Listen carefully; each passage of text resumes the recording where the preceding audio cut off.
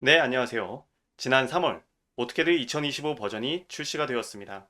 오토캐드는 매년 새로운 버전과 함께 최신 기능들이 추가되는데 오늘 이 시간엔 2016 버전 이후에 추가된 새로운 기능들 중에서 알고 있으면 도움이 되는 주요 기능들에 대해 알아보겠습니다. 먼저 각 버전별 주요 새로운 기능들을 한눈에 알아볼 수 있도록 정리해 보았는데요.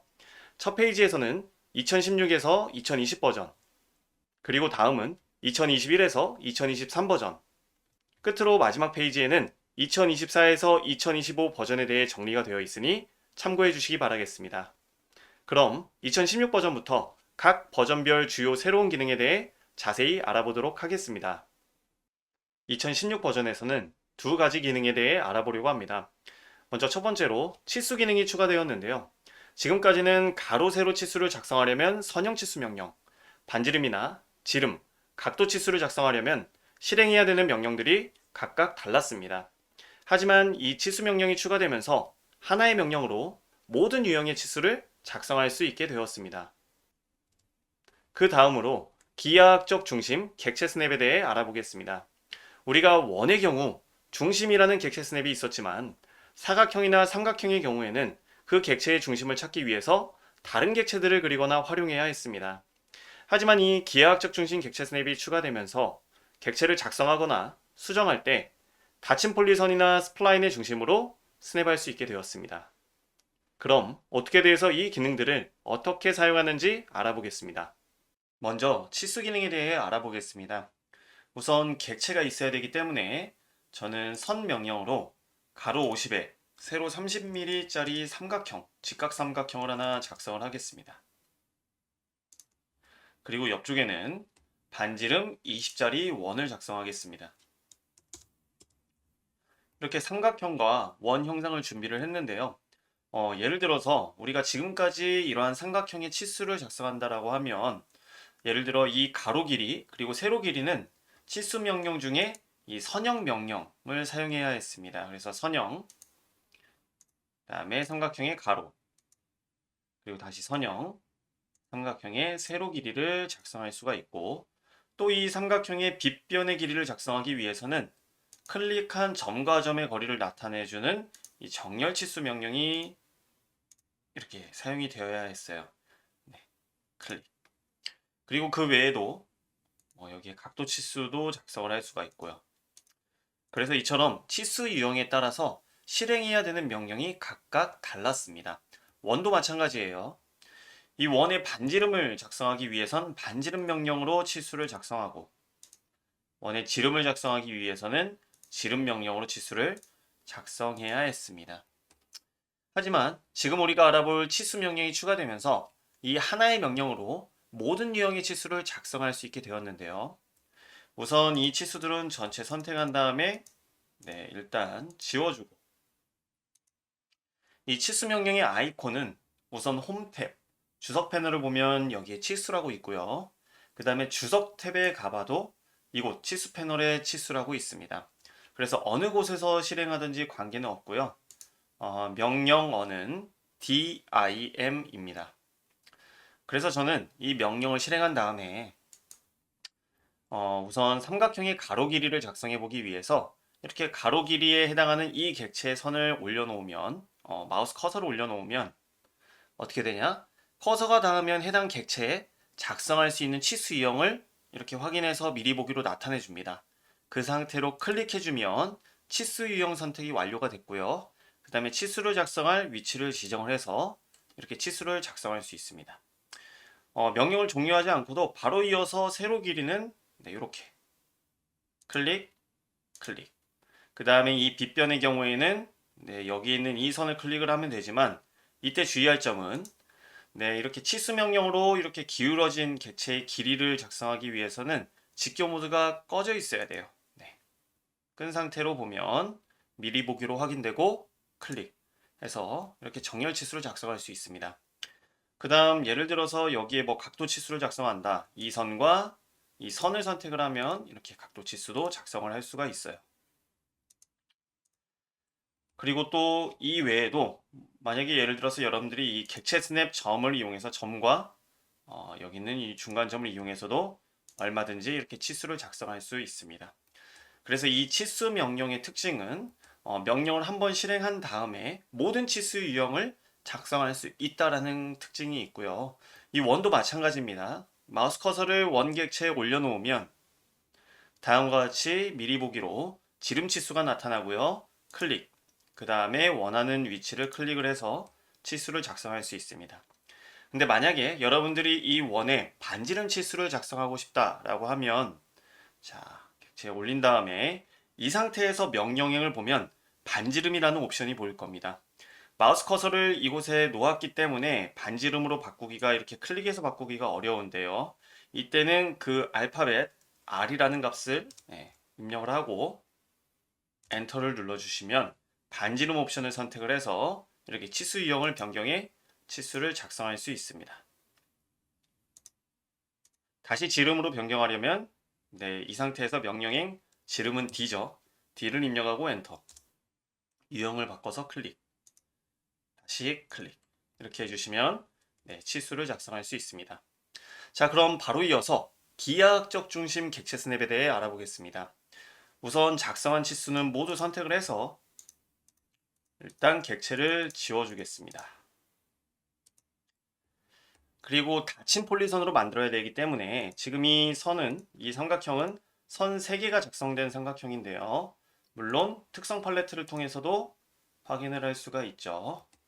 이 선을 저는 결합 명령을 이용을 해서 하나의 객체인 닫힌 폴리선으로 만들어 주겠습니다.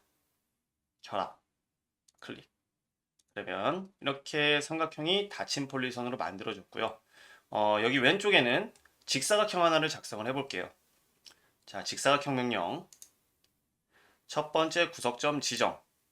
그 다음에 가로 50, 탭, 세로 30 해서 직사각형 명령으로 닫힌 폴리선 사각형 형상을 작성을 했습니다. 우리가 지금까지는 이러한 삼각형과 사각형의 중심을 지정하기 위해서는 어떻게 했었냐? 객체를 활용해서 중심 위치를 찾았습니다. 예를 들어서 이 직각 삼각형의 중심을 찾기 위해서는 간단하게 선을 그리는 방법이 있죠. 이렇게 클릭. 지금 기하학적 객체 스냅이 지금 활성화되어 있어서 지금 나타나는데 잠깐 끄도록 하고요. 클릭.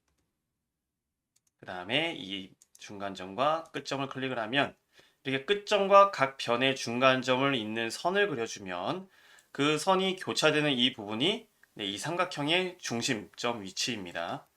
사각형도 마찬가지예요. 이런 식으로 중간점과 중간점의 객체를 그려서 이 중간점을 활용해 이 사각형의 중심을 찾을 수 있었습니다.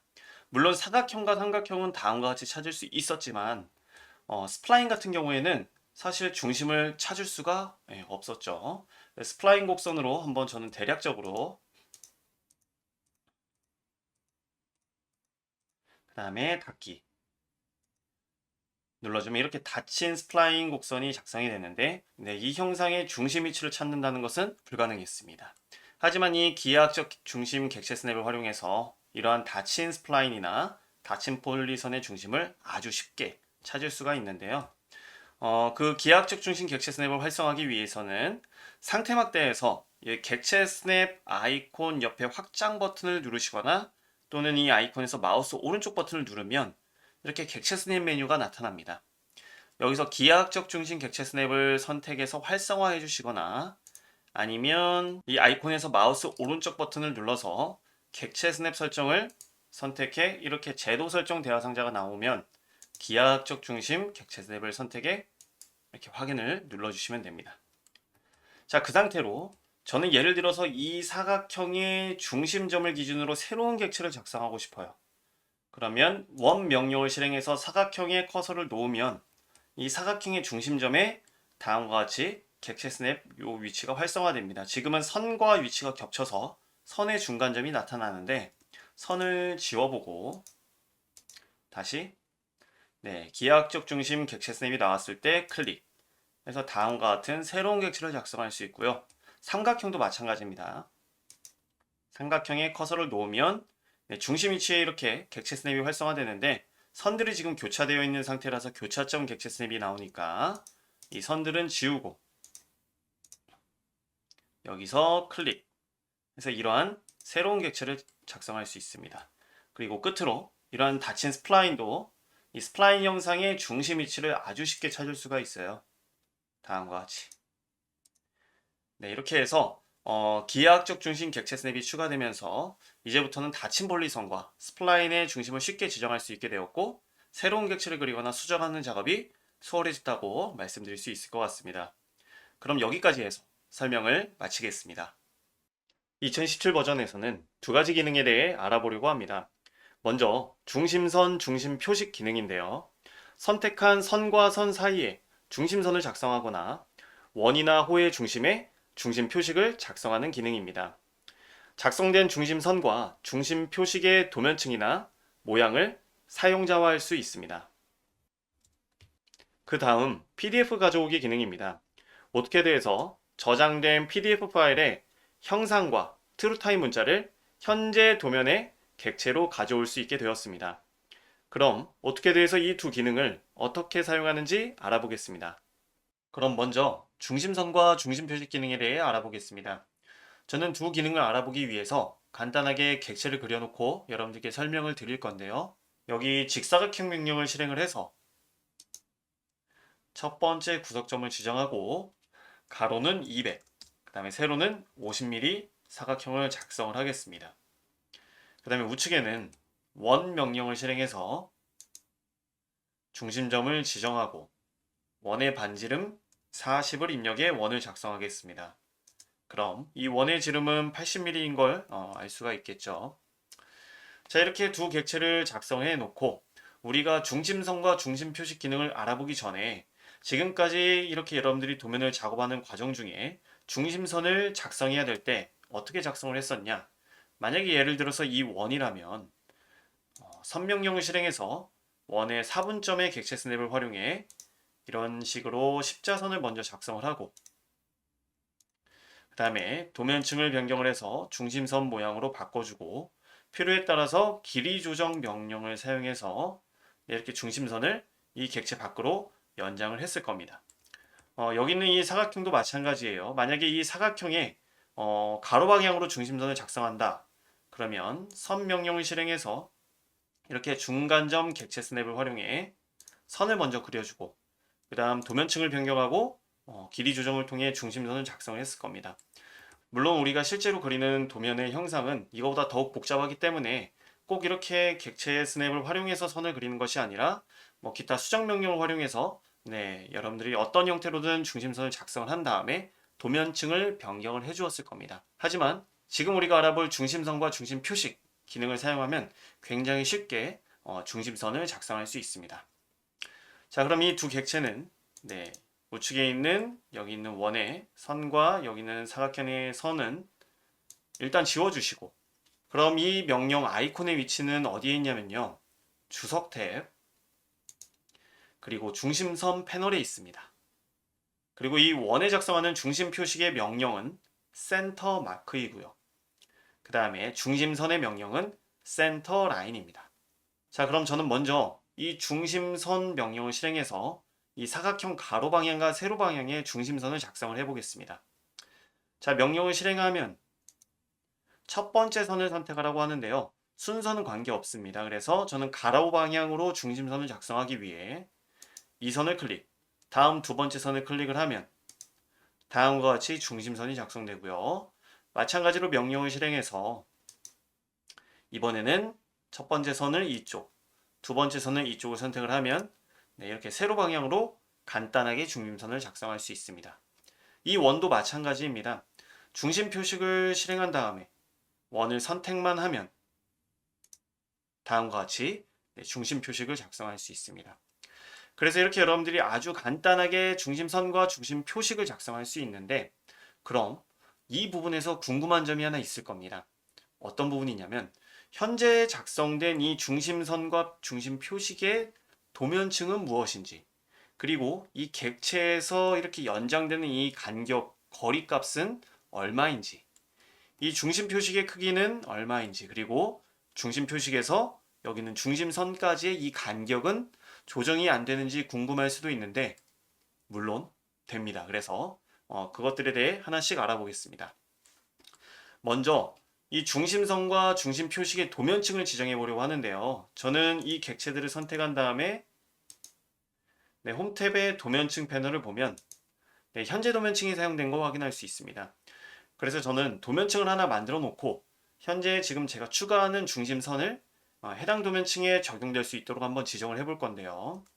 도면층 특성 관리자를 실행한 다음에 저는 새 도면층을 추가하고 이름을 센터라고 지정을 하겠습니다.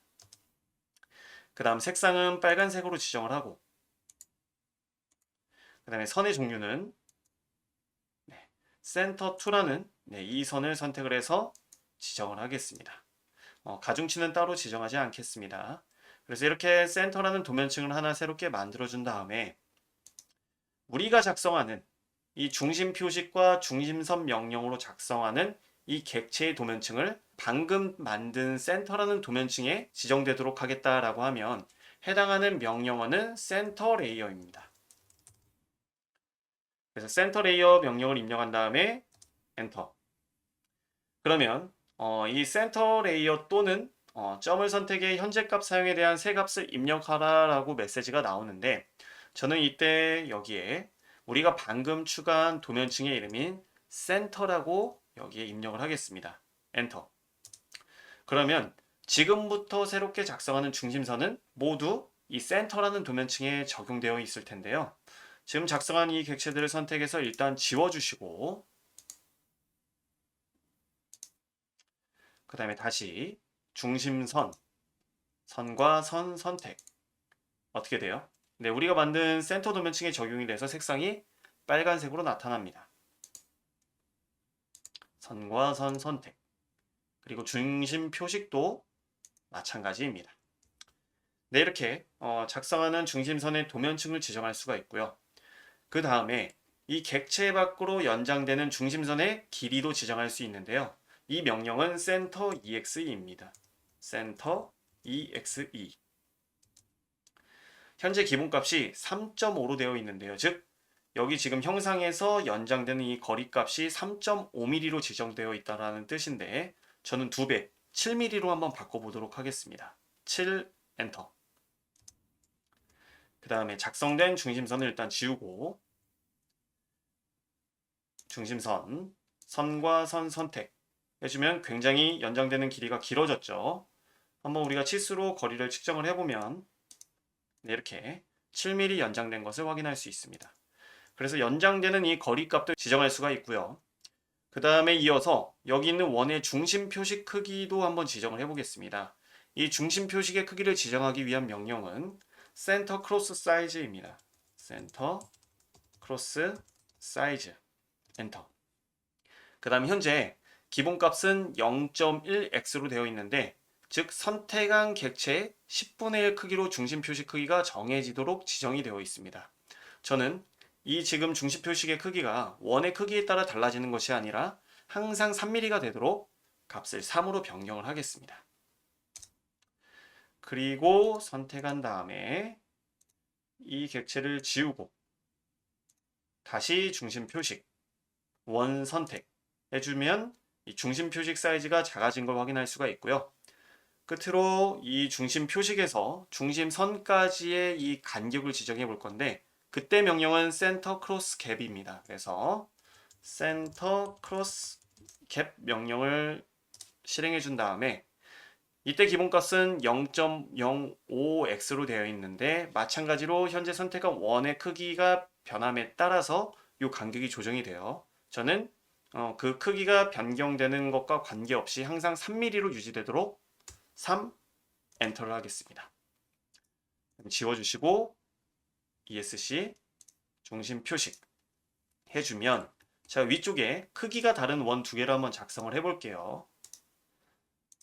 먼저는 반지름 20 그리고 그 다음에 옆에는 반지름 이번에는 50 그 다음 주석 탭에서 중심 표식을 실행해 클릭해주면 크기가 달라져도 이렇게 중심 표식과 그 중심 표식과 선까지의 간격이 동일한 것을 확인할 수 있습니다. 그 다음 이 지금 중심선과 중심 표시 객체는 연관된 객체입니다. 그렇기 때문에 객체의 크기가 수정되면 이 길이도 함께 조정이 되는데요. 예를 들어서 저는 이 원을 선택해서 여기 있는 그립을 클릭을 해서 임의로 크기를 조정을 해보면 크기가 조정됨에 따라 이 중심 표식의 크기도 조정이 됩니다. 여기 있는 사각형도 마찬가지예요. 이렇게 우선 직경 모드를 좀 켜고 사각형의 길이가 달라지면 그 달라짐에 따라서 이 중심선의 길이도 달라지는 것을 확인할 수 있습니다. 그럼 이어서 PDF 가져오기 기능에 대해 알아보겠습니다. 먼저 이 PDF 가져오기 아이콘의 위치는 삽입 탭, 가져오기 패널을 보면 이곳에 있고요. 명령어는 PDF 임포트입니다. 저는 이 PDF 가져오기 기능을 알아보기 위해서 현재 지금 보고 있는 이 도면을 플롯 명령을 사용해 PDF 파일로 저장을 하였는데요. 이 PDF 파일을 가져와 보도록 하겠습니다. 자, PDF 가져오기 기능을 실행한 다음에 미리 저장한 이 PDF 파일을 선택해서 열기를 누르면 다음과 같이 PDF 가져오기 대화 상자가 나타납니다. 그래서 왼쪽에는 현재 선택한 PDF 파일이 미리 보기로 확인이 되고 그 다음에 페이지 크기도 확인이 됩니다. 그 다음에 우측에는 옵션을 선택할 수 있는데 여기서 몇 가지만 알아보도록 하겠습니다. 먼저 벡터 형상이 체크가 되어 있지 않으면 형상이 가져와지지 않아요. 그래서 여기 보이는 지금 이러한 객체 형상들이 현재 도면에 가져와지지 않습니다. 그래서 항상 체크를 해주셔야 되고요. 그 다음에 아래쪽에 있는 트루타임 문자가 체크가 되어 있는데 마찬가지로 체크를 해제하면 현재 PDF 파일에 사용된 트루타임 문자가 여기 있는 도면으로 가져와지지 않습니다. 그래서 일단 저는 트루타임 문자만 체크를 하겠습니다. 확인. 그러면 어떻게 돼요? 형상은 전부 가져와지지 않고 다음과 같이 문자만 가져와집니다. 일단 undo 명령 취소한 다음에 다시 한번 다시 PDF 가져오기 그리고 선택해서 열기. 이번에는 벡터 형상을 체크하고 트루타임 문자를 체크 해제하겠습니다. 그 다음 확인. 그러면 이렇게 형상은 가져와지지만 트루타임 문자는 가져와지지 않습니다. 그래서 항상 두 옵션은 모두 체크가 되어 있어야 된다라는 말씀을 드리면서 다시 명령 취소. 그 다음 PDF 가져오기 다시 선택해서 열기를 누르겠습니다. 그 다음 옆에 있는 도면층은 이 PDF 도면층 사용 그대로 두면 됩니다. 이 PDF 도면층 사용을 선택하면 오토캐드에서 PDF 파일로 저장을 할 때 사용된 도면층의 정보를 기억하고 있다가 PDF 도면을 가져오면서 함께 삽입이 됩니다. 그럼 이 상태로 확인 버튼을 누르면 다음과 같이 PDF 파일로 저장되어 있던 도면이 현재 도면에 객체로 가져와집니다. 그 다음에 우리가 PDF 도면층 사용을 선택한 상태로 객체를 가져왔기 때문에 여러분들이 도면층 특성 관리자를 실행을 하면 PDF 도면에 있던 도면층들이 다음과 같이 가져와져 구분이 되어 있습니다. 그리고 현재 객체들이 하얀색으로만 되어 있어서 이 도면을 보면은 알아보기가 쉽지는 않은데 현재 도면층의 색상 몇 개를 한번 지정을 해 보겠습니다. 예를 들어 윤곽선은 하늘색, 외형선은 흰색 그대로 두고요. 중심선은 빨간색, 그 다음에 가늘실선은 초록색, 문자는 노란색으로 지정해 보겠습니다.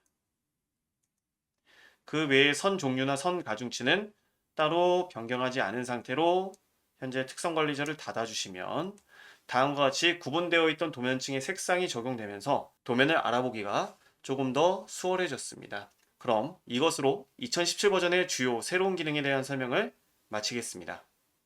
2018 버전에서는 세 가지 기능에 대해 알아보려고 합니다. 먼저 새로운 DWG 포맷이 추가되었습니다. 2013 버전 이후에 처음으로 이 DWG 형식이 업데이트되어서 여러 주석 객체나 뷰포트가 있는 도면에 대해 열기 및 저장 작업의 효율성이 개선되었습니다. 기본으로 설정된 저장 버전은 2018 버전이지만 이전 DWG 버전을 선택해 저장할 수 있습니다. 그 다음 SHX 문자 인식 기능이 추가되었습니다. PDF 가져오기 기능이 향상되었다고 볼 수 있는데요. 이전 버전까지는 가져온 PDF 파일의 SHX 문자들은 개별 객체로 표시되어 편집하기가 어려웠습니다. 하지만 이 2018 버전에서 SHX 문자 인식 기능이 추가되면서 개별 객체인 SHX 문자들을 여러 줄 문자 객체로 변환할 수 있게 되었습니다. 끝으로 문자 결합 기능이 향상되었습니다. 기존에는 단일행 문자 객체만 여러 줄 문자 객체로 변환할 수 있었는데 기능이 향상되어 단일행이나 여러 줄 문자에 상관없이 문자 객체를 하나 이상의 여러 줄 문자 객체로 변환할 수 있게 되었습니다. 그럼 오토캐드에서 이 기능들을 어떻게 사용하는지 알아보겠습니다. 먼저 새로운 DWG 포맷은 도면을 저장할 때 확인할 수 있습니다. 저장 명령을 실행하면 다음과 같이 파일 유형의 오토캐드 2018 도면이라 되어 있고요. 필요에 따라서 이전 버전을 선택을 해서 저장할 수도 있습니다. 다음은 SHX 문자 인식 기능입니다. 이 기능을 알아보기 위해서는 우리가 PDF 파일을 가져와야 되는데요. 저는 미리 준비한 PDF 파일을 가져오도록 하겠습니다. 삽입 탭에서 PDF 가져오기. 준비된 PDF 파일을 선택을 하고 열기를 누르면 이렇게 PDF 가져오기 대화 상자에서 옵션은 다른 거를 변경하지 않고 그대로 확인 버튼을 누르겠습니다. 자, 그러면 이렇게 준비한 PDF 파일을 가져왔는데요. 왼쪽은요, 트루타임 문자입니다. 그래서 이 트루타임 문자를 가져오면 이렇게 여러 줄 문자 객체로 가져와집니다. 그래서 더블 클릭해서 바로 문자를 편집할 수 있고 문자 편집기를 통해서 문자의 글꼴이나 크기 등을 편집할 수 있습니다. 다른 문자들도 마찬가지로 여러 줄 문자로 들어온 걸 확인할 수가 있는데요. 오른쪽은 SHX 문자입니다. 그래서 오른쪽에 SHX 문자를 선택을 해보면 문자가 아닌 객체로 확인이 되고요. 여러분들이 특성 팔레트를 한번 실행을 해보면 이 SHX 문자는 객체의 특성이 폴리선으로 되어 있는 걸 확인할 수 있습니다.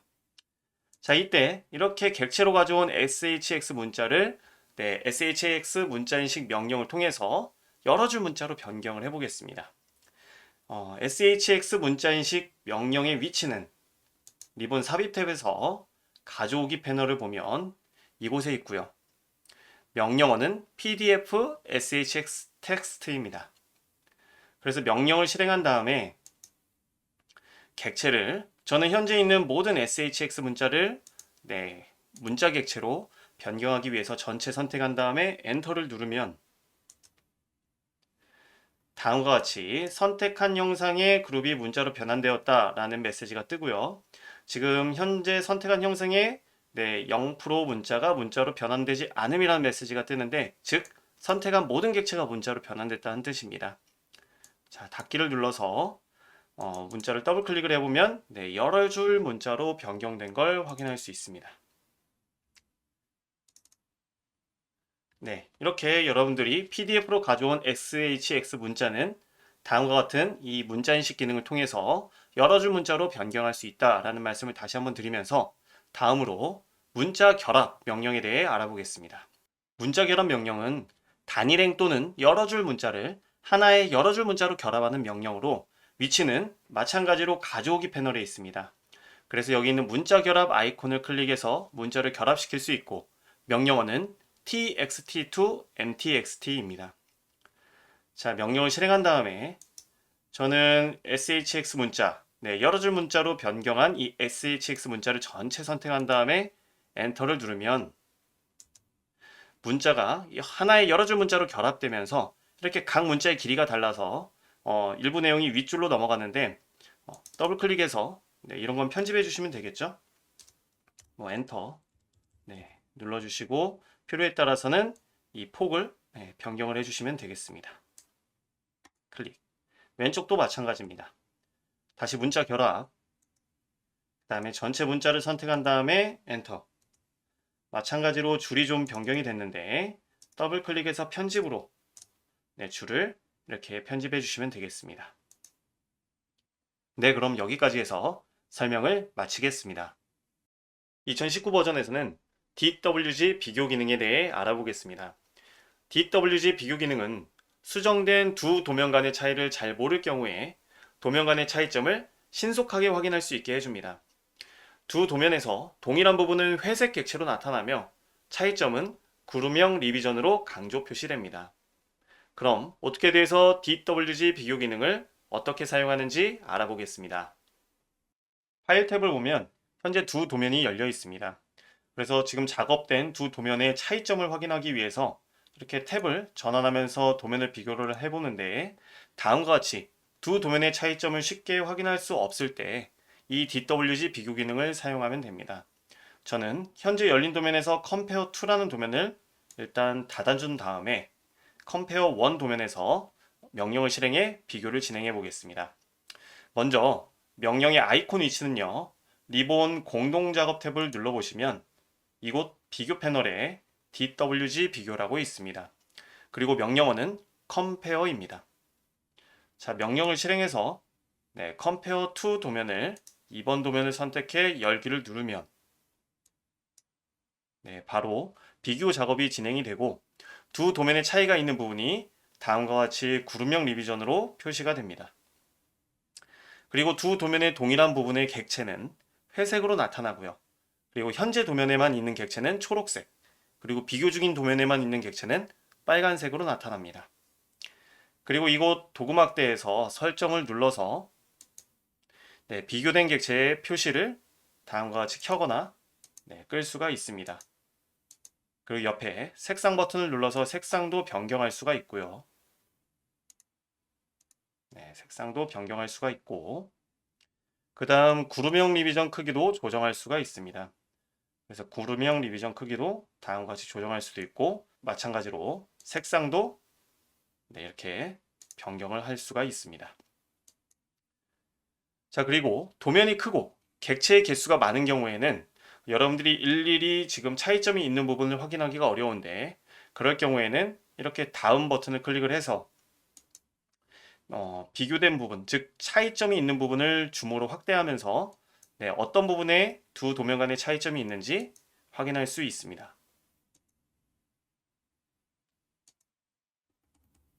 그럼 이것으로 DWG 비교 설명을 마치겠습니다. 2020 버전에서는 세 가지 기능을 알아보려고 합니다. 먼저 형상 측정 명령에 빠른 작업 옵션이 추가되었는데요. 이 옵션을 사용하면 마우스 커서에 닿은 객체의 거리 및 각도 치수가 동적으로 표시되면서 객체의 크기를 빠르게 확인할 수 있게 되었습니다. 그 다음 블록 팔레트 기능이 추가되었습니다. 이전 버전까지는 삽입, 인서트 명령을 실행해서 삽입 대화 상자에서 블록의 이름을 입력하거나 블록을 선택해 삽입을 했었습니다. 하지만 이 블록 팔레트 기능이 추가되면서 블록을 삽입하는 방법이 개선되어 현재 도면에 정의된 블록이나 최근에 사용한 블록들의 형상을 직접 확인하고 드래그 앤 드롭으로 도면에 삽입할 수 있게 되었습니다. 끝으로 DWG 비교 기능이 향상되었습니다. 이전 버전에서는 DWG 비교 기능을 사용하면 새 도면이 작성되면서 선택한 두 도면을 비교할 수 있었는데, 기능이 향상되면서 현재 도면에서 비교가 수행되며 비교 상태에 있는 동안 현재 도면을 지정된 도면과 직접 비교하고 편집할 수 있게 되었습니다. 그럼 2020 버전의 주요 기능들을 오토캐드에서 어떻게 사용할 수 있는지 알아보겠습니다. 먼저 형상 측정 명령에 추가된 빠른 작업 옵션에 대해 알아보겠습니다. 다음과 같이 저는 간단한 영상을 준비했는데요. 이 빠른 작업 옵션 명령을 실행하려면 홈 탭, 유틸리티 패널에서 측정 명령을 확장을 해보면 제일 위쪽에 빠른 작업 아이콘이 있습니다. 이 아이콘이 제일 위쪽에 있기 때문에 여기 지금 확장을 하지 않고 그림 부분 아이콘을 클릭해서 명령을 실행할 수도 있고요. 그 다음에 이 아이콘은 마지막에 실행했던 명령으로 다음과 같이 위쪽에 이미지가 변경되는 것만 기억해 주시면 굉장히 편하게 사용할 수 있습니다. 자, 그럼 저는 빠른 작업 명령을 실행한 다음에 이렇게 객체 커서를 올리면 현재 도면 내의 객체 정보를 확인해 거리나 각도 치수가 다음과 같이 동적으로 표시되어 객체의 크기를 빠르게 확인할 수 있습니다. 그리고 지금 보시는 것처럼 우측 상단과 우측 하단의 이렇게 사각 표시는 객체가 직각일 때 나타납니다. 그럼 다음으로 블록 팔레트 기능에 대해 알아보겠습니다. 이전 버전까지는 삽입 대화 상자를 통해 블록을 삽입했는데, 2020 버전부터는 블록을 삽입하는 방법이 개선되었습니다. 만약에 이전에 삽입 대화 상자를 사용하려면 실행할 수 있는 명령어가 클래식 인서트입니다. 그래서 이렇게 삽입 대화 상자를 실행해서 여러분들 필요에 따라서 블록을 삽입해 주시면 되겠습니다. 자, 그럼 우리 개선된 블록 팔레트를 실행하려면 아이콘의 위치는 삽입 탭을 눌러주시면 이곳 블록 패널에 삽입 아이콘이 있는데요. 이 삽입 아이콘을 누르면 팔레트가 실행되는 것이 아니라 지금 보면 제가 현재 도면에 미리 정의해 놓은 3개의 블록의 썸네일이 나타납니다. 그래서 이 썸네일을 클릭을 해서 현재 도면에 삽입점을 지정을 해서 다음과 같이 블록을 삽입할 수도 있고, 그 다음에 아래쪽에 최근 블록 여기 아이콘을 클릭을 해주시면 다음과 같이 블록 팔레트가 실행이 됩니다. 이렇게 아이콘을 클릭해서 블록 팔레트를 실행할 수도 있지만 여러분들 명령어는 인서트입니다. 그래서 인서트를 입력을 해서 블록 팔레트를 실행해서 사용해 주셔도 됩니다. 그리고 현재 탭을 통해서 확인할 수 있지만 현재 도면에 정의된 블록들이 형상과 이름으로 이렇게 썸네일로 나타나고요. 그 다음에 최근 탭을 눌러주시면 현재 도면 외에 최근에 사용된 블록들이 이곳에 나타납니다. 그래서 이렇게 블록 팔레트를 통해서 내가 여기 있는 블록을 지금 작업하고 있는 도면에 삽입한다 라고 하면 여기 있는 형상을 클릭, 그 다음에 도면에서 삽입점을 클릭, 다시 이 블록 형상을 클릭, 그 다음에 여기에 삽입점을 클릭을 해서 여러분들이 블록을 도면에 삽입할 수 있습니다. 그리고 필요에 따라 도면을 블록으로 삽입할 경우도 있는데 그럴 경우에는 이 도면 삽입 아이콘을 사용하면 됩니다. 끝으로 향상된 DWG 비교 기능에 대해 알아보겠습니다. 저는 다음과 같이 Compare1이라는 도면을 준비를 해 놓았는데요. 이전 버전에서는 DWG 비교 기능을 사용하면 새 도면이 작성되면서 선택한 두 도면을 비교할 수 있었습니다. 하지만 이 기능이 향상되면서 현재 도면에서 비교가 수행되는데요. 그리고 비교 상태에 있는 동안 현재 도면을 지정된 도면과 직접 비교하고 편집할 수 있게 향상되었다는 특징이 있습니다. 그래서 우리가 이전 버전에서도 알아보았지만 저는 여기 공동작업 DWG 비교 명령을 실행해서 비교할 Compare to 도면을 선택해 열기를 누르면 다음과 같이 현재 도면에서 바로 비교가 실행됩니다.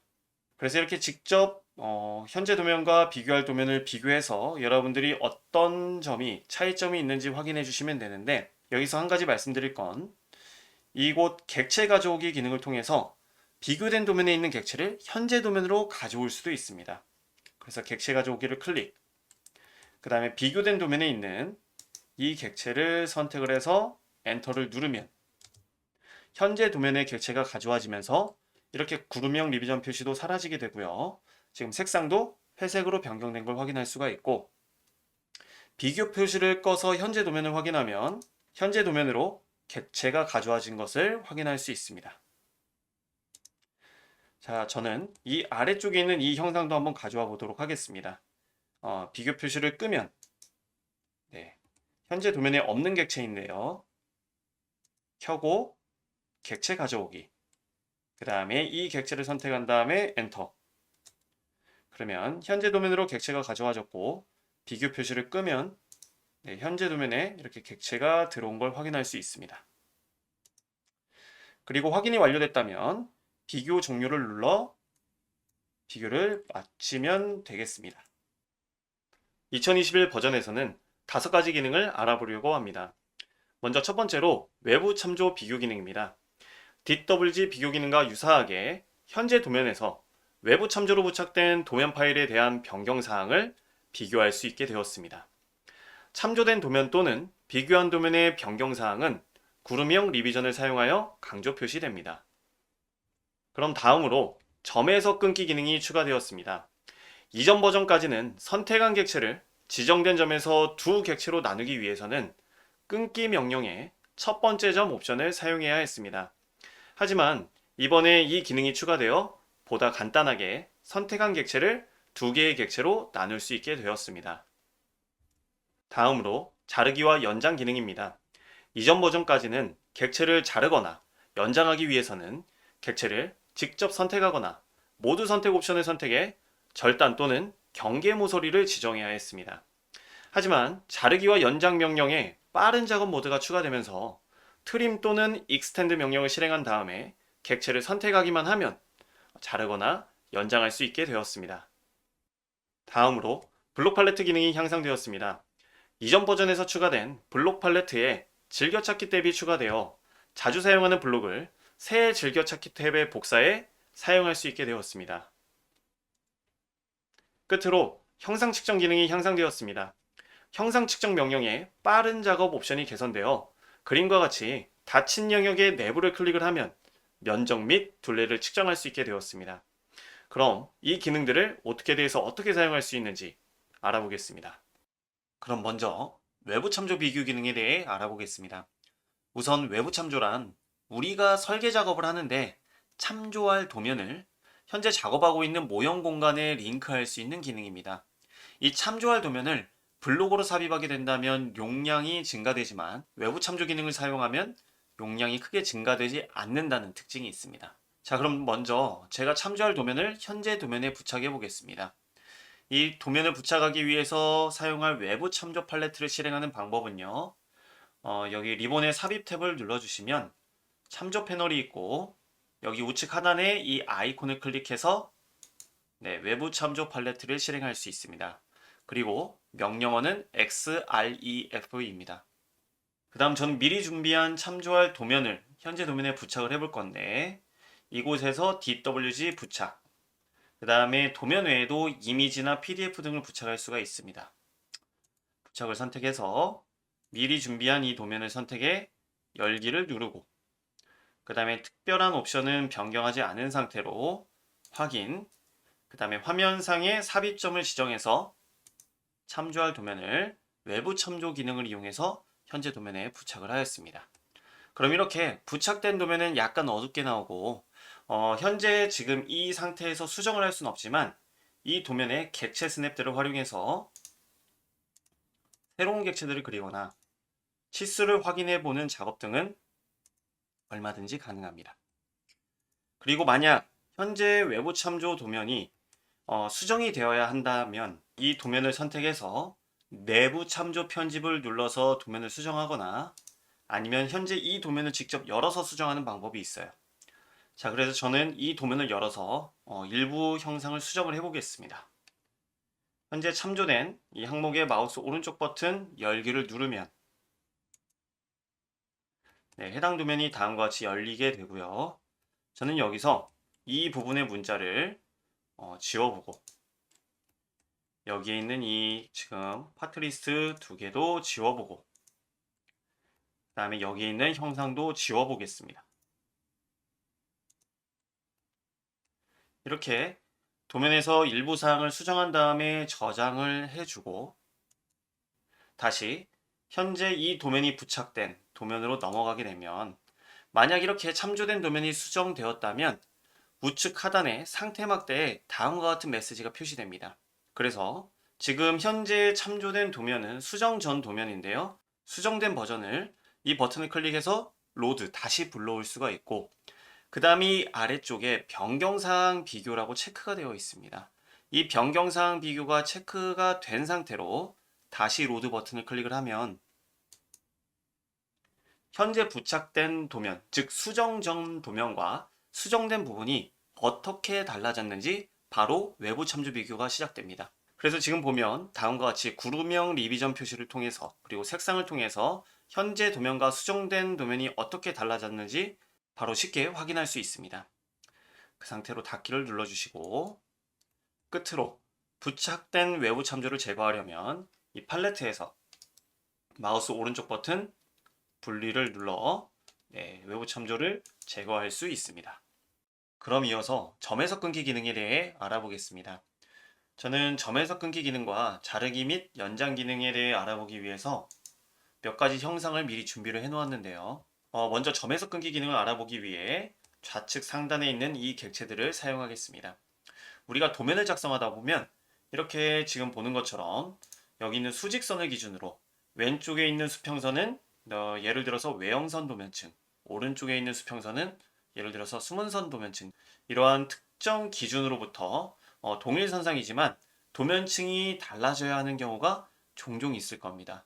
그럴 경우에는 우리가 지금까지 끊기, 브레이크라는 명령을 실행해서 이 선과 이 선을 두 개의 객체로 구분을 해 주었는데요. 저는 끊기 명령을 우선 실행을 하고 끊을 객체를 선택을 합니다. 그러면 이 끊기 명령의 특징은 객체를 선택함과 동시에 끊을 첫 번째 점이 지정이 되기 때문에 이 첫 번째 점을 취소하고 내가 다시 첫 번째 점을 지정하기 위해서는 여기 있는 첫 번째 점 옵션을 선택을 해서 끊을 첫 번째 점을 클릭해주고 그 다음에 다시 한번 두 번째 점을 동일한 위치를 클릭해서 다음과 같이 객체를 두 개로 나눌 수가 있었습니다.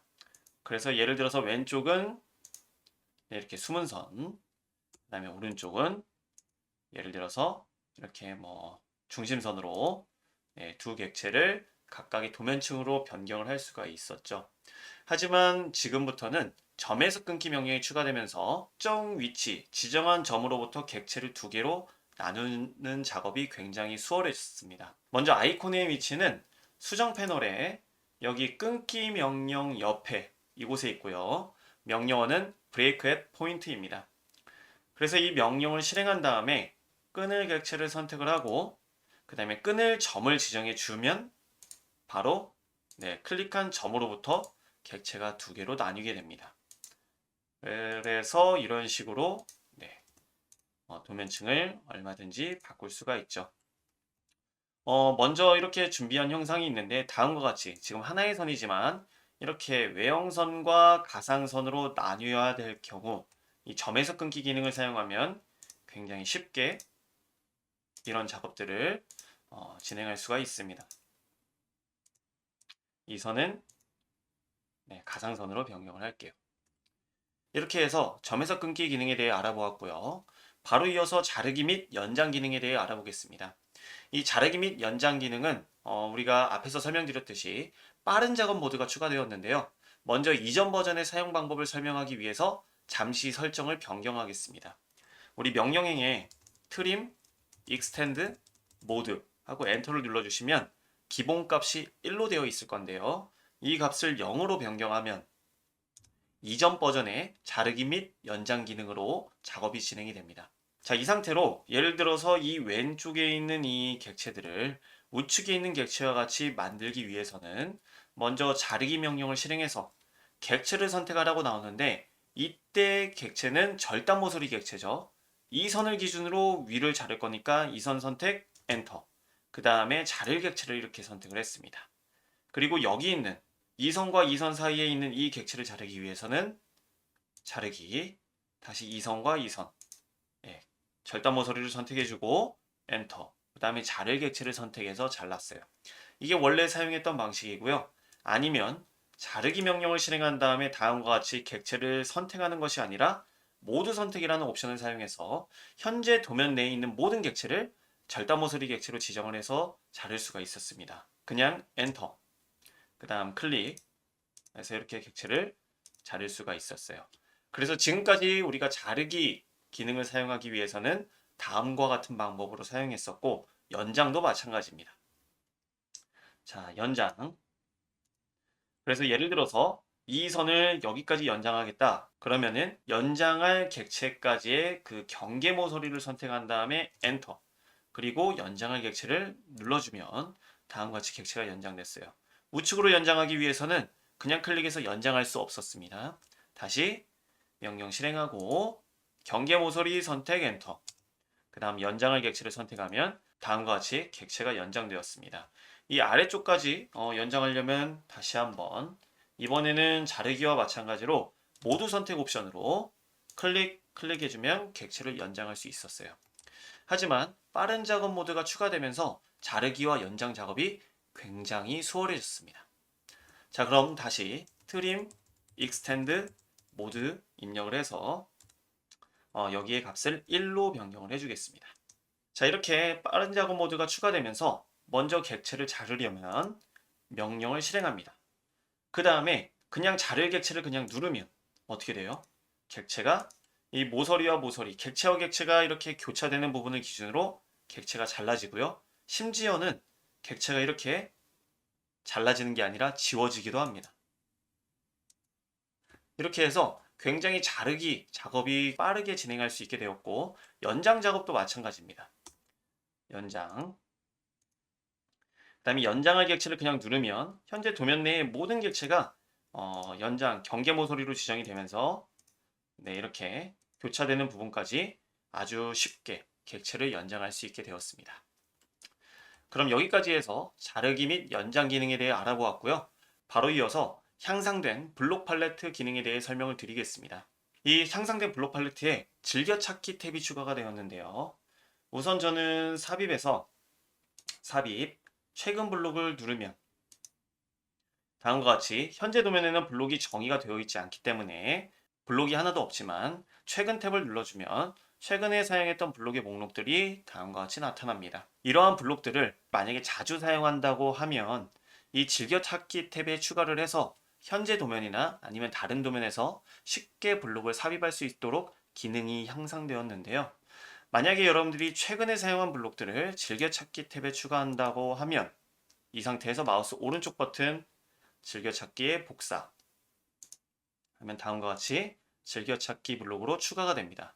다시 즐겨찾기에 복사 해서 즐겨찾기 탭에 추가를 할 수가 있고요. 얼마든지 이 즐겨찾기 탭에 추가된 블록들을 마우스 오른쪽 버튼을 눌러서 리스트에서 지울 수도 있습니다. 리스트 지우기를 누르니까 전체가 지워지네요.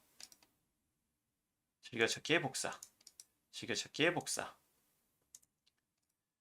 이 항목만 리스트에서 제거해주면 이렇게 즐겨찾기 블록을 제거할 수 있습니다. 그래서 즐겨찾기 블록에 추가를 한 다음에 클릭, 삽입할 위치를 지정해서 클릭을 하면 현재 도면에 삽입이 되고, 당연히 현재 도면에 삽입이 되는 순간 블록이 정의가 되었기 때문에 현재 도면 블록에 이렇게 지금 삽입한 블록이 추가된 걸 확인할 수 있습니다. 다른 도면에서도 얼마든지 이 블록을 삽입할 수가 있어요.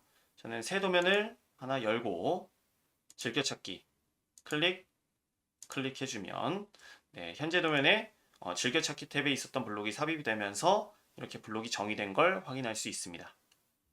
끝으로 형상 측정 명령에 빠른 작업 옵션이 향상되었는데요. 이 빠른 작업 옵션은 우리가 지난번에 알아보았지만 마우스 커서 위치에 따라서 객체의 치수, 길이나 거리 등이 동적으로 나타나는 기능입니다. 그래서 이러한 객체의 치수들을 아주 빠르게 측정할 수 있다는 장점이 있었는데요. 이 상태에서 이 닫힌 영역 내부를 클릭을 하면 다음과 같이 색상이 초록색으로 채워지면서 이 닫힌 영역의 면적과 둘레도 측정할 수 있도록 기능이 향상되었습니다. 클릭, 그리고 클릭해주면 이렇게 면적과 둘레도 측정이 됩니다. 그럼 여기까지 해서 설명을 마치겠습니다. 2022 버전에서는 4가지 기능에 대해 알아보려고 하는데요. 먼저 첫 번째로 개수 기능입니다. 개수는 도면에 있는 객체나 블록의 개수를 빠르고 정확하게 계산하는 기능입니다. 개수 팔레트를 실행하면 현재 도면에 있는 블록의 이름과 개수가 표시되며 계산된 개수 데이터를 테이블로 도면에 삽입할 수 있습니다. 다음은 추적 기능입니다. 오토캐드 웹 또는 모바일 앱에서 추적을 작성해 도면을 수정하지 않고 피드백을 추가할 수 있습니다. 오토캐드 데스크톱에서는 추적을 활성화해서 피드백을 확인하고 도면을 수정할 수 있으며 2022 버전에서는 웹 및 모바일 앱에서만 추적을 작성할 수 있습니다. 다음으로 공유 기능입니다.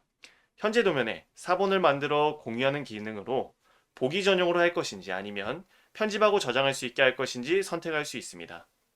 공유된 링크를 받은 작업자는 오토캐드 웹 또는 모바일 앱에서 도면을 열 수 있으며 이 링크는 7일 후에 완료됩니다.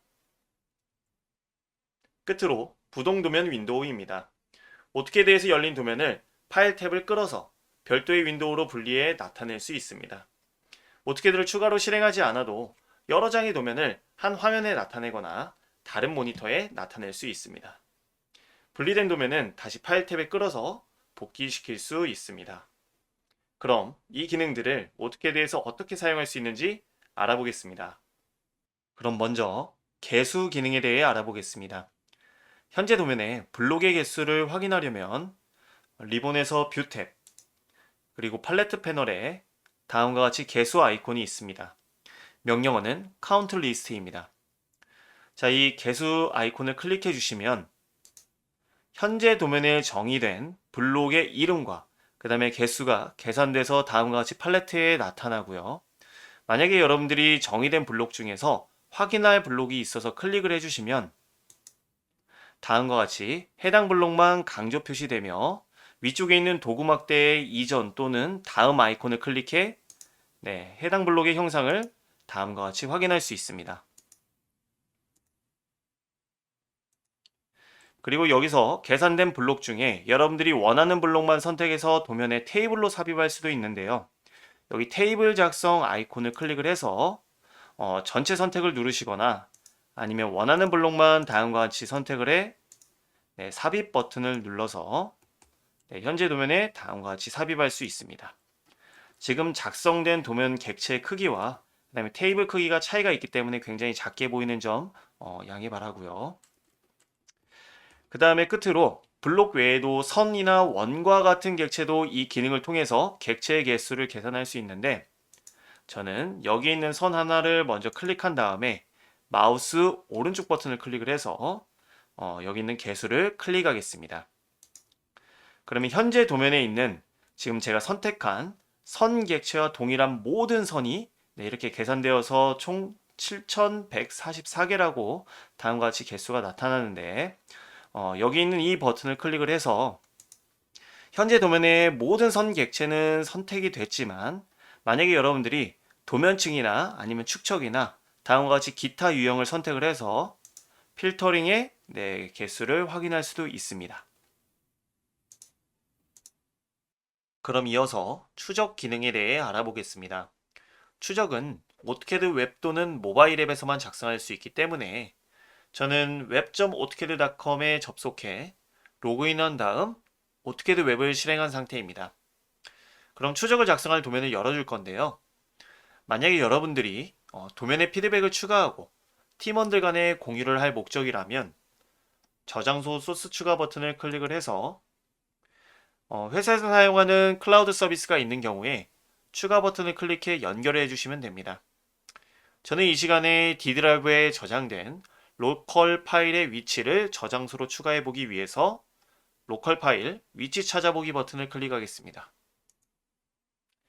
그 다음 현재 D 드라이브에 2022 폴더로 지정이 되어 있는데요.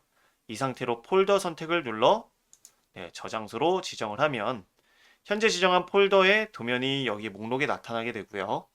저는 추적을 작성할 도면을 이 플레이트 도면을 사용할 것이기 때문에 클릭해서 열어주겠습니다. 자, 그럼 다음과 같이 플레이트 도면이 열렸는데요. 저는 이 도면에서 수정할 부분, 즉 피드백을 작성할 부분이 어떤 부분이 있냐면 여기 위쪽에 있는 M4 탭을 제거하도록 피드백을 작성해 보려고 합니다. 그래서 피드백을 작성하기 전에 먼저 도면층을 추가를 할 건데 추적에서 사용할 도면층을 추가를 해보겠습니다. 새 도면층, 그 다음 여기에 추적, 그리고 색상은 구분하기 쉽게 6번 선홍색을 지정하겠습니다. 그 다음 추적을 작성하기 위해서 여기서 트레이스, 추적 버튼을 클릭을 해주시고 그 다음에 새 추적을 작성하기 위해 새 트레이스를 누르겠습니다. 그러면 다음과 같이 추적 환경에서 피드백을 추가할 수 있게 되어 있는데요. 저는 여기서 먼저 위쪽에 있는 이 탭을 제거할 수 있도록 그룹형 리비전을 작성을 해볼 건데 우선 새롭게 만든 추적 도면층으로 변경을 한 다음에 그룹형 리비전 명령을 실행을 해서 현재 호 길이가 굉장히 큰데 4 정도로 변경을 하겠습니다. 호 길이를 4로 변경을 하고 클릭해서 현재 이 탭을 제거할 수 있도록 다음과 같이 피드백을 표시한 다음에 어떤 작업을 하면 되는지 텍스트로 표시를 해주겠습니다.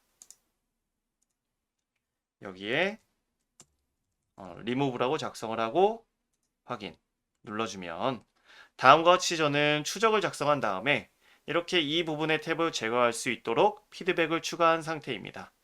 완료되었다면 종료 버튼을 클릭해 주시면 되고요. 그럼 이렇게 피드백이 작성이 되었는데 이 피드백이 현재 이름이 trace1이라고 나타나지만 알아보기 쉽게 이 이름을 변경해 주셔도 됩니다. 마우스 오른쪽 버튼 눌러서 이름 바꾸기. 그 다음에 저는 예를 들어서 설계불량이다 라고 이름을 한번 변경해 보겠습니다. 엔터. 그리고 이렇게 작성된 추적을 저장하기 위해서 저장을 눌러주시고, 이렇게 해서 오토캐드 웹에서 추적을 작성을 했는데, 저는 오토캐드 데스크톱에서 이 추적을 어떻게 확인할 수 있는지 확인해 보겠습니다. 네, 오토캐드에서 열기, 그 다음에 이 플레이트 도면을 선택해서 열어주면, 먼저 첫 번째 우측 하단 상태 막대에 이렇게 추적이라고 아이콘이 활성화돼서 클릭해주면 추적 팔레트를 나타낼 수가 있고요. 그 다음에 두 번째로 그 리본 공동작업 탭을 눌러주시면 추적 팔레트 아이콘이 있습니다. 마찬가지로 클릭해서 추적 팔레트를 실행할 수 있는데, 여기 제가 웹에서 작성한 추적이 확인이 되고요. 클릭해주면 다음과 같이 추적 환경으로 들어가게 됩니다. 여기서 추적 환경 도구막대를 보시면 앞 또는 뒤라는 버튼이 있는데, 이 버튼을 클릭을 해서 도면 환경과 추적 환경으로 전환할 수가 있고, 만약에 여러분들이 피드백을 확인한 다음에 도면 환경에서 해당 부분을 수정하기 원한다라고 하면 이 앞 또는 뒤 버튼을 클릭해 도면 환경으로 전환한 다음에 이 지금 피드백을 확인하고 관련된 부분을 수정해 주시면 됩니다. 저는 이 탭과 관련된 형상과 치수를 제거해 보도록 하겠습니다. 우선 선택을 하고 지우기. 그 다음에 정면도에서도 관련된 탭 형상을 지우고, 측면도에서도 관련된 탭 형상을 지우겠습니다. 이렇게 해서 피드백에 대한 도면의 수정이 완료되었다면 종료 버튼을 눌러주시고요. 그 다음에 이 추적에 대한 도면의 수정을 적용을 한 상태이기 때문에 저는 이 추적을 마우스 오른쪽 버튼 눌러 삭제하도록 하겠습니다. 그럼 이어서 공유 기능에 대해 알아보겠습니다.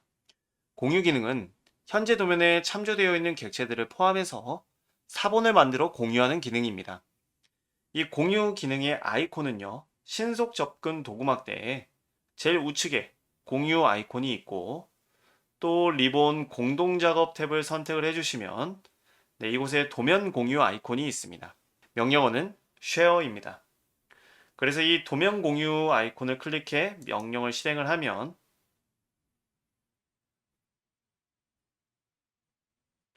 다음과 같이 공유 대화 상자가 나타나고요. 현재 여러분들이 공유한 도면을 보기 전용으로 할 것인지, 아니면 이 사본을 편집하고 저장할 수 있게 할 것인지 선택할 수가 있습니다. 그런 다음에 링크 복사를 누르면 사본 도면 링크가 복사되며, 이 복사된 링크를 이메일 등으로 공유하면 오토캐드 웹 또는 모바일 앱에서 열 수 있습니다. 이 대화 상자에 나타나 있는 것처럼 링크의 유효기간은 7일입니다. 그럼 이어서 부동 윈도우 기능에 대해 알아보겠습니다. 이 부동 윈도우 기능은 오토캐드를 추가로 실행하지 않고 여러 장의 도면을 하나의 모니터 또는 다른 모니터에 나타내고 싶을 때 사용하는 기능인데요. 사용 방법은 굉장히 간단합니다.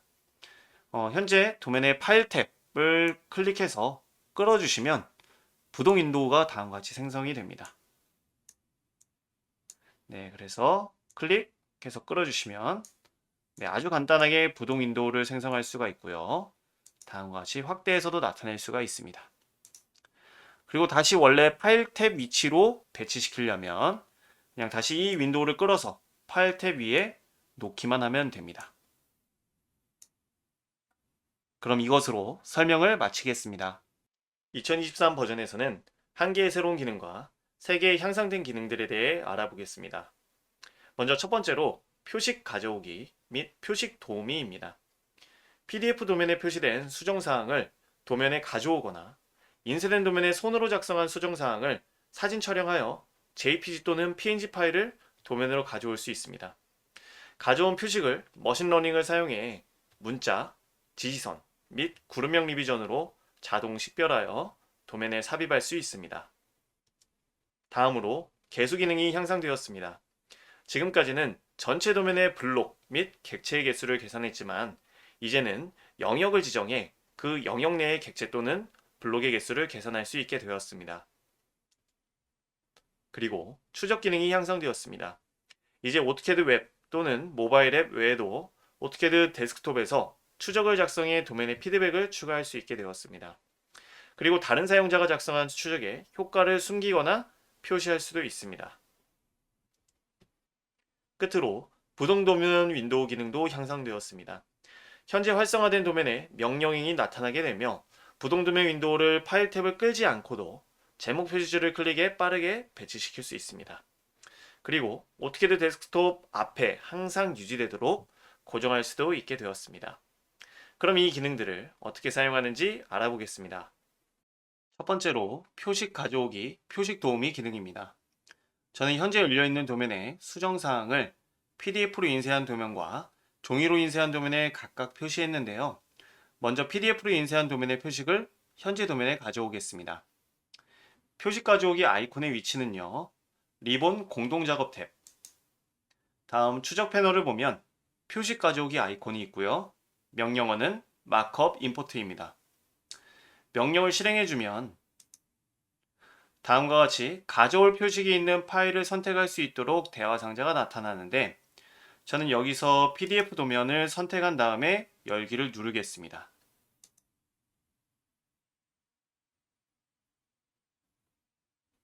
그럼 이렇게 PDF 도면이 현재 도면에 가져와지게 되고요. 지금 여러분들이 보셨을 때 방향과 위치와 크기가 크게 문제가 없다면 이 상태로 수락 버튼을 클릭하시거나 엔터를 눌러서 수락을 해주시면 되겠습니다. 그럼 이렇게 현재 도면과 PDF 도면이 겹쳐 보이게 되는데 이 투명도를 조정할 수가 있어요. 위쪽에 도구막대를 보면 설정 버튼이 있고 그 다음 여기서 투명도를 조정해 여러분들이 보기 편한 상태로 조정을 해주시면 되겠습니다. 그 다음 여기 도면을 봤을 때 우리 가져온 PDF 도면에 경계와 이렇게 문자 표식이 다음과 같이 있는 걸 확인할 수 있는데 이 표식을 현재 도면에 가져오기 위해서는 도구막대에서 추적 편집 이 버튼을 클릭해 주시면 현재 경계와 문자 표식을 자동으로 인식을 해서 표식 도우미가 다음과 같이 하늘색 점선으로 가져올 수 있는 문자와 경계를 나타내 줍니다. 그래서 이 경계를 현재 도면에 가져오고 싶다면 이 지금 하늘색 점선을 클릭 해주면 현재 도면에 구름형 리비전으로 삽입할 수 있도록 버튼이 활성화되어 있는데 클릭해 주시면 이 경계를 PDF 도면에 있었던 경계를 현재 도면에 구름형 리비전으로 가져올 수 있고요. 위쪽에 있는 문자도 마찬가지입니다. 이 하늘색 점선을 클릭 그 다음 지금 현재 보면은 그냥 6.6 파이 드릴이라고 되어 있는데 위쪽에 이런 문자는 불필요하니까 일부 수정을 해주시고 그 다음에 여러 줄 지시선, 다중 지시선으로 삽입할 건지 아니면 여러 줄 문자로 삽입할 건지 선택할 수 있습니다.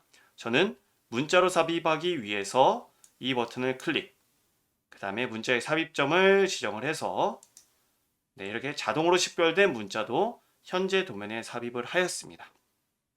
이렇게 지금 가져올 표식을 전부 가져왔다면 위쪽에 닫기를 눌러서 가져오기를 완료해 주시면 되고요.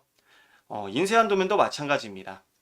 표식 가져오기를 클릭해서 저는 인쇄한 도면의 이미지 파일을 선택해 열기를 누르겠습니다.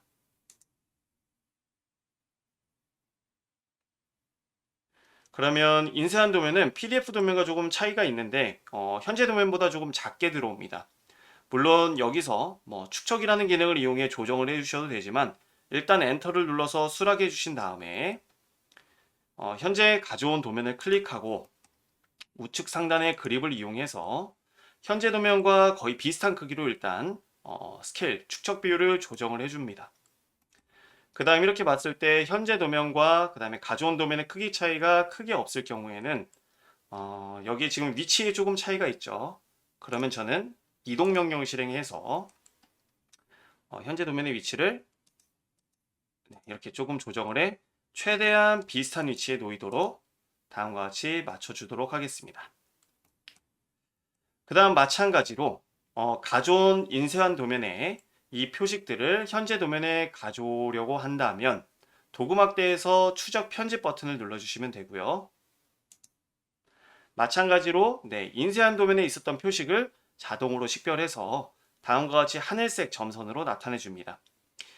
그래서 저는 이쪽에 있는 경계를 가져오고 싶다. 그러면 이 점선을 클릭해서 구름형 리비전으로 삽입. 그 다음에 이 문자도 클릭해서 현재 문자와 차이가 없을 경우에는 수정 없이 그대로 여러 줄 문자로 삽입. 그 다음에 여기는 봤을 때 클릭. 크게 문제가 없을 경우에는 여러 줄 문자로 삽입.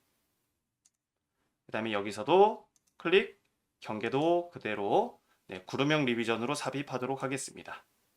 추적 닫기를 눌러서 다음과 같이 완료해 주시면 되겠습니다.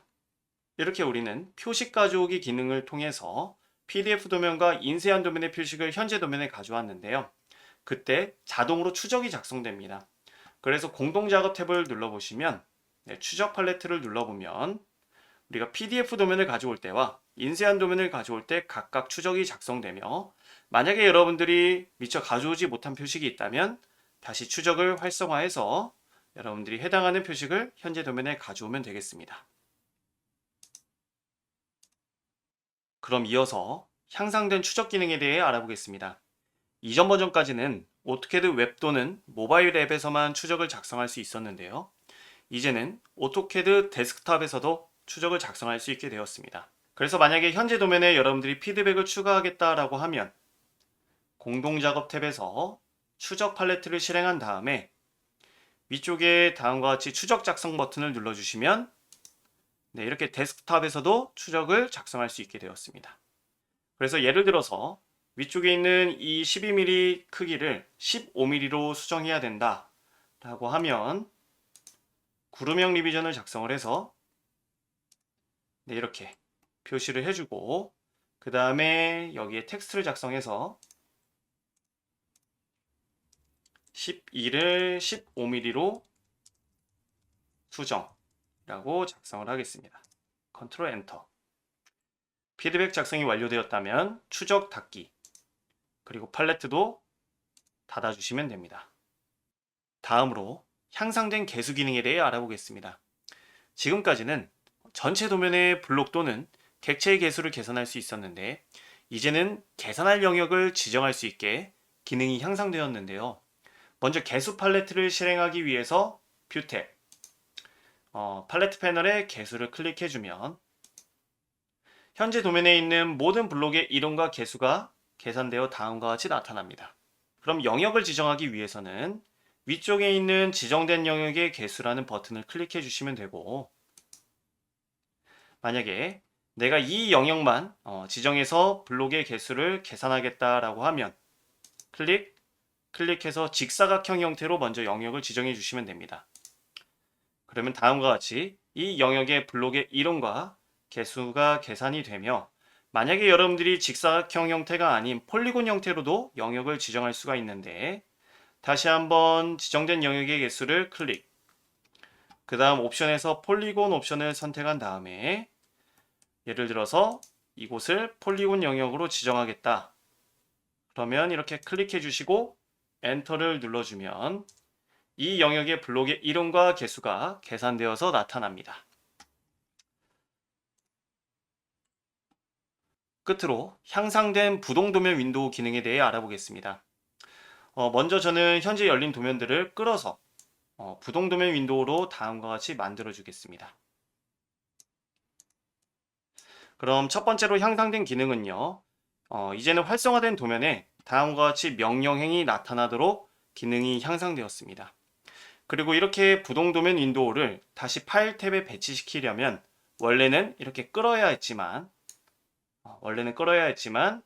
이제는 여기 제목 표시줄에서 마우스 오른쪽 버튼을 눌러서 파일 탭으로 이동을 눌러 다시 원래 파일 탭으로 배치시킬 수 있게 되었습니다. 그리고 끝으로 이렇게 부동도면 윈도우를 항상 응용 프로그램 앞에 고정시킬 수 있도록 고정 기능도 추가되었습니다. 그래서 지금 현재 도면이 활성화되어 있어도 고정된 부동도면 윈도우는 항상 이렇게 응용 프로그램 앞에 배치될 수 있도록 기능이 향상되었습니다. 2024 버전에서는 두 가지 새로운 기능과 두 가지 향상된 기능에 대해 알아보겠습니다. 먼저 첫 번째로 스마트 블록 기능으로 배치와 교체가 추가되었습니다.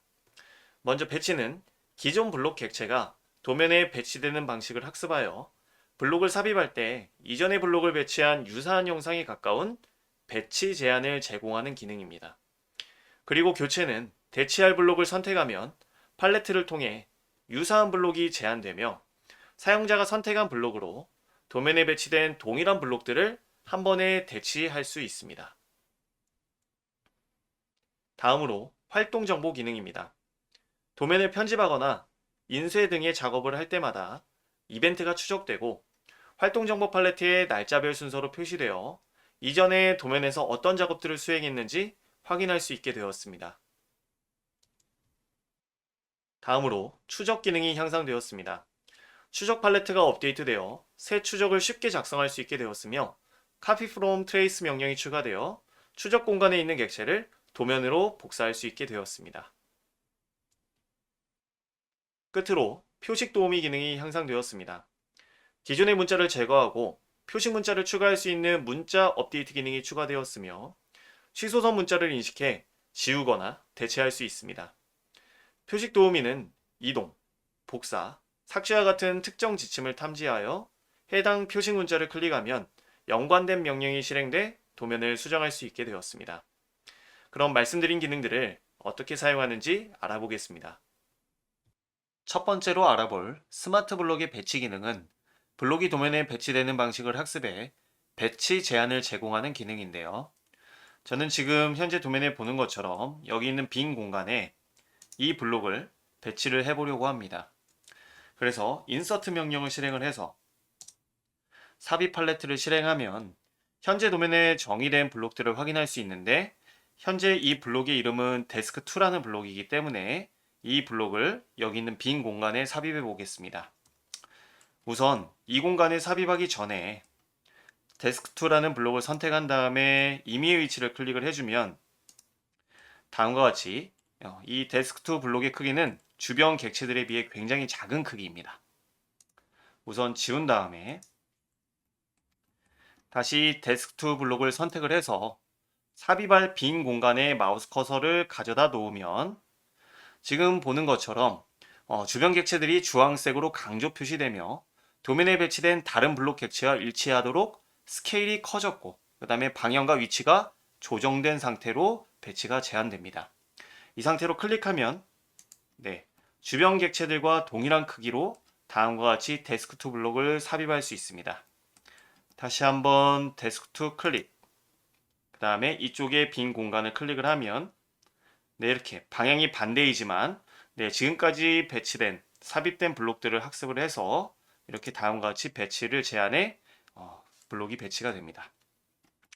그 다음 이렇게 블록을 배치를 할 수도 있지만 만약에 여러분들이 이렇게 제한받은 배치의 방향이 원하는 방향이 아니라면 컨트롤 키를 눌러서 방향을 이렇게 여러분들이 전환을 할 수도 있고요.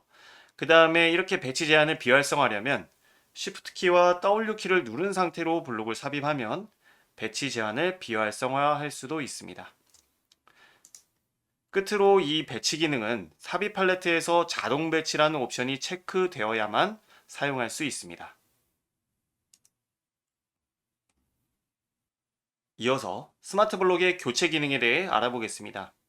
저는 이 도면에서 현재 보이는 이 의자 몇 개를 교체를 해보려고 하는데요. 동시에 여러 개의 블록을 교체하려면 이름이 동일해야 하기 때문에 뷰 탭에서 특성 팔레트를 실행해 우선 이름을 확인하겠습니다. 다음과 같이 이름이 동일하다면 교체라는 명령을 실행해야 되는데 이 교체 명령 실행은 여기 특성 팔레트에서 이 아이콘을 클릭해 실행할 수가 있고요. 실제 오토캐드의 명령어는 대치입니다. 그 다음에 삽입 탭에서 이 대치라는 명령 아이콘을 클릭해 실행할 수 있습니다. 자, 이 상태에서 명령을 실행해 보면 다음과 같이 대치 대화 상자가 나타나고요. 현재 유사한 블록을 제한해 주기도 하지만 제한이 되지 않을 경우에는 도면에 있는 블록을 선택해서 직접 선택해서 블록을 대치할 수도 있고요. 아니면 최근에 사용한 블록들을 선택해 대치할 수도 있습니다. 저는 최근 블록 중에서 여기 있는 New Chair라는 블록을 선택한 다음에 클릭을 해주면 다음과 같이 선택했던 의자들이 한꺼번에 대치된 걸 확인할 수 있습니다. 그럼 이어서 활동 정보 기능에 대해 알아보겠습니다. 리본 뷰 탭, 사용 내역 패널을 보면 활동 정보 아이콘이 있는데요. 클릭해 주시면 다음과 같이 활동 정보 팔레트가 나타나면서 현재 도면에서 작업된 이벤트들을 확인할 수 있습니다. 예를 들어서 여러분들이 현재 도면에 있는 이러한 객체들을 선택해 지우고 저장을 해주면 다음과 같이 편집됨이라는 이벤트가 추가되고요. 그 다음 도면 유틸리티에서 속어, 저는 사용하지 않는 이 5번 가상선 도면층을 속어해 보겠습니다. 선택한 항목 속어, 닫기를 누르면 다음과 같이 속어를 함과 동시에 해당하는 이벤트가 추가됩니다.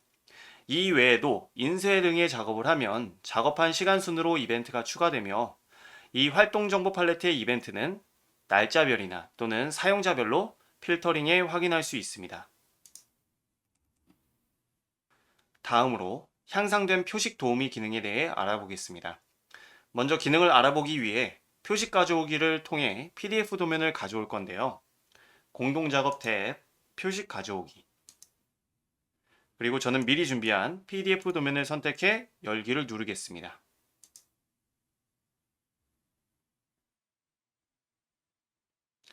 그 다음 이 상태로 엔터를 눌러 수락하면 다음과 같이 문자와 경계 표식들이 확인이 되는데요.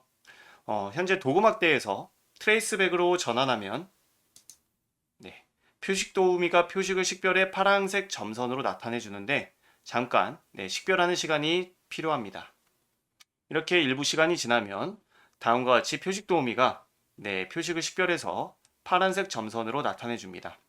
그래서 먼저 위쪽에 있는 이 문자를 선택을 하면 기존 문자 업데이트라는 기능이 추가되어서 이 기존 문자 업데이트 기능을 통해 여기 있는 지시선의 내용을 현재 표식의 문자로 대체할 수 있습니다. 기존 문자 업데이트 클릭, 그 다음에 대체할 도면 문자를 선택을 클릭해 주면 이렇게 추가, 대치 등의 옵션을 선택할 수 있는데 저는 대치를 눌러서 현재 지시선의 문자를 표식의 문자로 대체하겠습니다. 그 다음 문서 편집기 닫기를 누르면 대치되면 해당 표식은 자동으로 페이드 됩니다. 그리고 새롭게 이 표식 도우미가 업데이트 되면서 표식의 특정 지침을 탐지해 해당 표식 문자를 클릭하면 연관된 명령이 실행하는데요. 예를 들어 여기 있는 remove라는 문자를 클릭하면 바로 erase 명령이 실행되고 표식과 관련된 객체를 바로 삭제할 수 있습니다.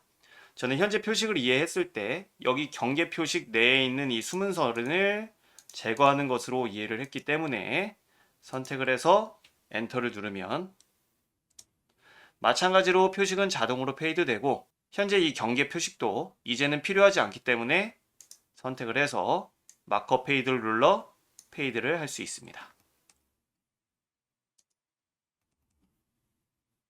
끝으로 추적 기능이 향상되었는데요. 추적 팔레트를 실행해 미리 작성된 추적을 선택을 해보면 여기 추적 도구막대에서 설정 버튼을 눌러보겠습니다. 그럼 이 기능이 향상되어서 추적 형상과 중첩 효과의 투명도를 조정할 수 있도록 기능이 업데이트 되었습니다. 그 다음 copy from trace라는 명령을 사용해서 추적에 작성된 이러한 객체들을 현재 도면으로 가져올 수 있는데요. 객체를 가져오려면 traceback, 즉 도면 환경 상태여야 합니다. 그래서 도구막대에서 여기 있는 traceback 버튼을 눌러서 도면 환경으로 전환을 해주시고 그 다음 copy from trace라는 명령을 실행을 해서 추적에 있었던 이러한 객체를 선택한 다음에 엔터를 누르면 그 다음 추적 닫기, 추적에 있었던 이 형상이 현재 도면에 가져와진 걸 확인할 수 있습니다. 그럼 여기까지 해서 설명을 마치겠습니다. 2025 버전에서는 두 개의 새로운 기능과 두 개의 향상된 기능에 대해 알아보겠습니다. 먼저 첫 번째로 스마트 블록에 변환 기능이 추가되었습니다. 변환 기능은 도면 내의 동일한 영상의 객체들을 블록으로 쉽게 변환할 수 있는 기능으로 블록으로 만들 영상을 선택하면 도면에서 동일한 영상의 모든 객체가 강조 표시됩니다. 그리고 각각의 블록이 아닌 하나의 블록으로 변환할 수 있습니다. 그리고 스마트 블록에 객체 탐지 기능이 추가되었는데요. 머신러닝을 사용하여 도면을 스캔하고 탐지된 객체를 검토하여 블록으로 변환할 수 있습니다. 이 기능은 새로운 기능이 공식적으로 출시되기 전에 사용할 수 있는 기술 미리 보기입니다. 다음으로 해치 명령이 향상되었습니다. 이전 버전까지는 해치 명령을 사용하려면 경계 영상이 필요했지만 이제는 경계 영상 없이 편리하게 해치를 작성할 수 있게 되었습니다. 끝으로 추적 기능이 향상되었습니다. 오토캐드 한국어 버전에서는 이전까지 추적이라는 명령으로 표시되었지만 이제는 트레이스로 표시되며 트레이스 도구막대의 사용자가 트레이스를 편집 중인지 아니면 도면을 편집 중인지 표시됩니다. 그럼 오토캐드에서 이 기능들을 어떻게 사용할 수 있는지 알아보겠습니다. 첫 번째로 스마트 블록의 변환 기능에 대해 알아보겠습니다. 도면을 작성하다 보면 현재 도면의 의자와 같이 동일한 여러 개의 영상을 블록으로 작성하지 않고 배치하는 경우가 있는데요. 이 경우 변환 기능을 사용하면 도면 내의 동일한 형상의 객체들을 블록으로 쉽게 변환할 수 있습니다. 이때 변환 명령어는 bconvert이고요. 저는 명령어를 입력을 해서 엔터를 누르겠습니다. 그러면 메시지가 블록으로 변환할 객체를 선택하라고 하는데 이때 이 하나의 의자 형상만을 선택해서 엔터를 누르면 현재 도면에서 선택한 객체와 동일한 영상이 강조 표시됩니다. 이 상태로 엔터를 누르면 변환 대화 상자가 나타나고요. 여기서 이 블록을 새 블록으로 지정하기 위해서 저는 블록의 이름을 의자, 체어라고 지정을 하고 기준점은 선택한 이 객체의 형상 중심을 사용해도 되지만 여러분들이 직접 이렇게 지정할 수도 있습니다. 그 상태로 변환을 누르면 아까는 그냥 객체 형상들이 이제는 블록으로 변환된 걸 확인할 수 있습니다. 다음으로 스마트 블록의 객체 탐지 기능에 대해 알아보겠습니다. 이 기능은 새로운 기능으로 추가되기 전에 체험할 수 있는 기술 미리 보기인데요. 만약 여러분들이 PDF 도면을 현재 도면에 가져와야 할 경우에 모든 영상이 선이나 원, 호객체로 가져와지기 때문에 그럴 경우에 굉장히 유용하게 사용될 수 있는 기능이라고 생각합니다. 명령 실행은 삽입 탭에서 탐지 아이콘을 클릭해 실행할 수 있고요. 명령어는 detect입니다. 클릭해보면 다음과 같이 탐지가 바로 진행이 됩니다. 탐지가 완료되면 객체 세트의 개수와 인스턴스의 개수를 나타내 주고요. 객체 검토를 눌러서 검토된 객체 세트들을 여러분들이 다음 또는 이전 버튼을 눌러서 확인해 형상을 검토할 수가 있습니다.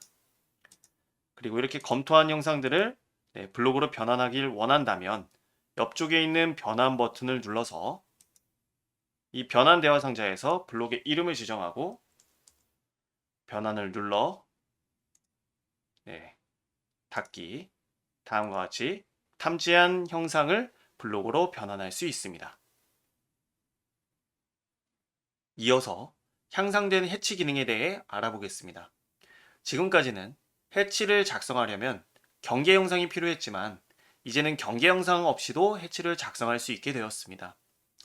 저는 홈 탭에서 해치 명령을 실행한 다음에 그 다음 닫힌 경계에 커서를 올리면 이렇게 이 경계의 내부점을 선택을 해서 해치를 작성할 수가 있었는데요. 이 상태에서 명령행을 보면 그리기 옵션이 추가되었고 이 그리기 옵션을 선택하고 여러분들이 도면 영역을 자유롭게 지정을 해서 엔터. 다음과 같이 해치를 얼마든지 작성을 하실 수가 있고 또는 명령행에서 직사각형 옵션을 눌러서 직사각형 형태로 또는 원 옵션을 눌러서 원 형태로 다음과 같이 자유롭게 해치의 영역을 지정해 작성할 수 있게 기능이 향상되었습니다. 끝으로 추적 기능이 향상되었습니다. 오토캐드 한국어 버전에서 이전 버전까지는 추적 명령으로 표시됐지만 이제는 트레이스 명령으로 표시됩니다. 그래서 공동작업 탭을 눌러보면 이렇게 트레이스 팔레트라고 명령이 바뀐 걸 확인할 수가 있고요. 트레이스 팔레트를 실행한 다음에 새 트레이스를 작성을 하고 여기 트레이스 도구막대를 확인하면 도구막대가 업데이트되어 사용자가 현재 트레이스를 편집 중인지 아니면 도면을 편집 중인지 기능이 향상되었습니다. 그럼 여기까지 해서 설명을 마치겠습니다.